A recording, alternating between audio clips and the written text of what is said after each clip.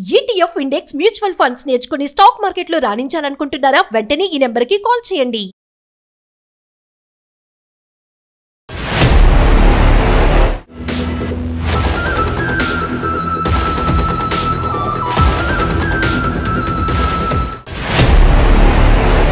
Yes నమస్తే, నేను విజయ్. ప్రస్తుతం నేను ధర్మస్థలంలో ఉన్నాను. ధర్మస్థలంలో ఇప్పటికే ఇక్కడ నడుస్తున్నటువంటి వివాదం గురించి అందరికీ కూడా తెలుసు. అయితే ముఖ్యంగా 13 ప్రాంతాల్లో తవ్వకాలని ప్రారంభించారు. ఇప్పటి వరకు కూడా 8 ప్రాంతాల్లో తవ్వకాలని పూర్తి చేశారు. అందరూ కూడా ఆసక్తిగా ఎదురు చూస్తున్నటువంటి లొకేషన్ అండ్ స్పాట్ 13వ స్పాట్ నెంబర్ 13.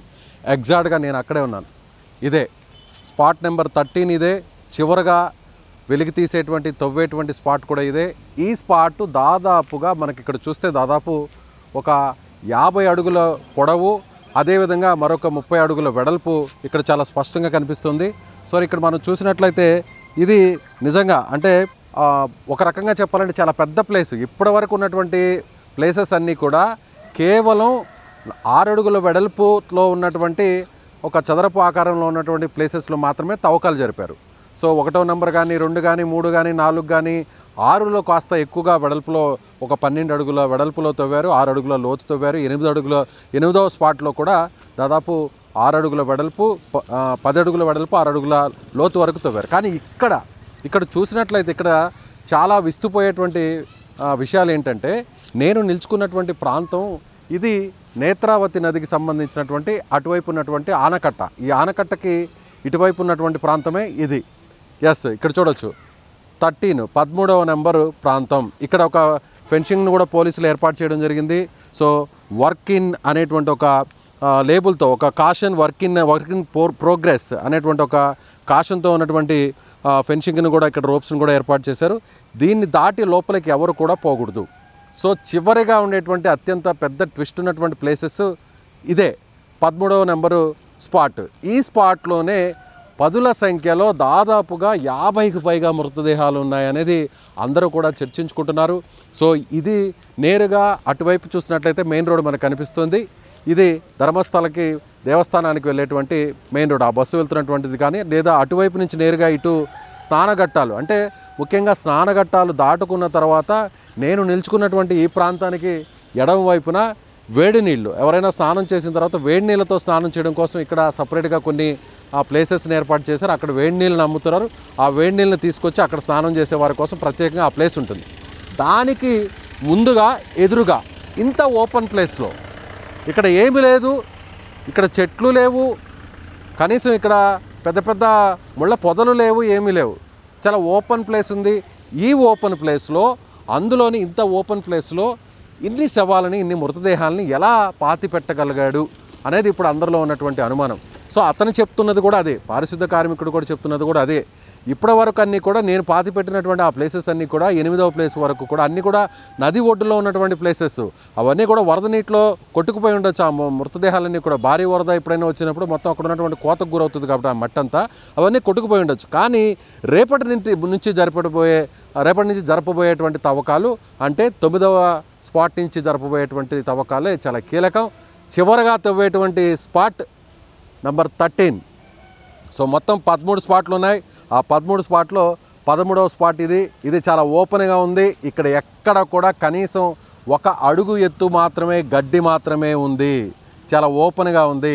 ఈ ప్లేస్లోనే ఎలక్ట్రిక్ పోల్స్ కూడా ఏర్పాటు చేసి ఉన్నారు.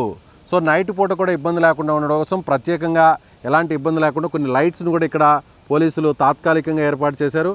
సో ఆ లైట్స్ను కూడా ఇక్కడ ఏర్పాటు చేసినటువంటి పరిస్థితి మనకి చాలా స్పష్టంగా కనిపిస్తుంది. సో అదేవిధంగా ఇక్కడ ఎవరు ఈ ఫెన్సింగ్ దాటి ఎవరు కూడా, ఈ రోప్ను దాటి, ఈ మార్కును దాటి ఎవరు కూడా లోపలికి వెళ్ళకూడదు. ఇక్కడ చూడొచ్చు, దీన్ని చాలా స్పష్టంగా ఏర్పాటు చేస్తున్నారు. సో పోలీసుకు సంబంధించినటువంటి హెచ్చరిక కూడా ఇక్కడ ఉంది.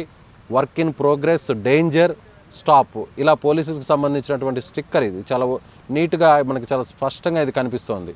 సో దీన్ని దాటి ఎవరు లోపలికి వెళ్ళకూడదు. సో 13వ నెంబర్ స్పాట్లో ఏం జరగబోతుంది? చాలా అనుమానాలు రేకెత్తేది అందరికి కూడా ఈ స్పాట్ గురించే. అసలు ఇంత ఓపెన్గా ఉంటే వెహికల్స్ వెళ్తున్నాయి. సో వెహికల్స్ వెళ్తున్నాయి, ఇటువైపు స్పాట్ ఉంది.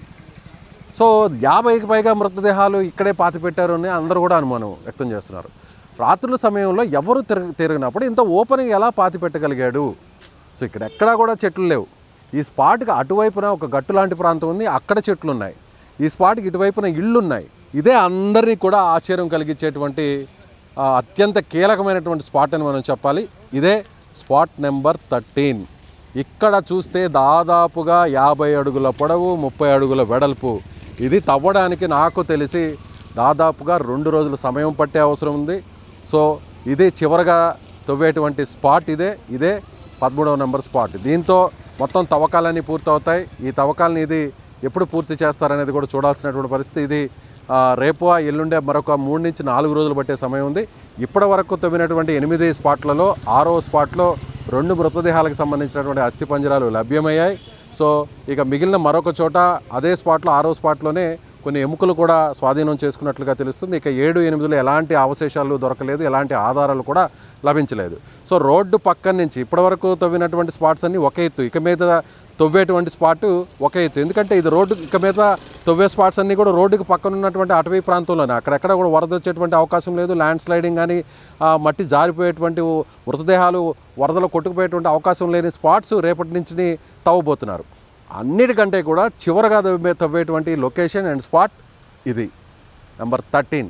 సో చూద్దాం ఏం జరుగుతుందో. ఆ వ్యక్తి చెప్పినట్టుగా సో 100కు పైగా శవాలని నిజంగానే పాతి పెట్టాడా, మహిళల్ని, అమ్మాయిల్ని, బాలికలను నిజంగానే పాతి పెట్టాడా, స్కూల్ యూనిఫామ్తో ఉన్నటువంటి పిల్లల్ని కూడా పాతి పెట్టింది ఇక్కడే అనేటువంటి విషయం కూడా అందరూ కూడా చర్చించుకుంటున్నారు. సో చిన్నపిల్లలందరూ కూడా పాతి పెట్టింది ఇక్కడే ఉండొచ్చు అనేటువంటి కొన్ని చర్చలు కూడా జరుగుతున్నాయి. సో ఇప్పటివరకు అఫీషియల్గా ఎలాంటి అనౌన్స్మెంట్ అయితే సిట్ నుంచి రాలేదు. సో చాలా కీలకంగా దర్యాప్తు జరుగుతుంది. ఫోరెన్సిక్ డిపార్ట్మెంట్ కావచ్చు, లేదంటే ఐపీఎస్ ఆఫీసర్స్ కావచ్చు, రెవెన్యూ డిపార్ట్మెంట్ కావచ్చు, వీళ్ళందరూ సంయుక్తంగా ఒక టీమ్గా ఏర్పడి ఇప్పటికే దీని మీద చాలా డీటెయిల్డ్గా ఇన్డెప్త్గా అయితే మాత్రం ఇన్వెస్టిగేషన్ కొనసాగిస్తున్నారని చెప్పాలి. సో ధర్మస్థలలో 4వ రోజు జరిపినటువంటి తవ్వకాల్లో ఎలాంటి ఆధారాలు లభించలేదు. కేవలం కొన్ని ఎముకలకు సంబంధించిన అవశేషాలు దొరికాయంటున్నారు. సో రేపటి నుంచి జరపబోయేటువంటి తవ్వకాలే చాలా కీలకం. అవి జరిపిన తర్వాత చివరిగా అంతిమంగా ధర్మస్థలలో అంతిమంగా జరిపేటువంటి తవ్వకం నంబర్ 13.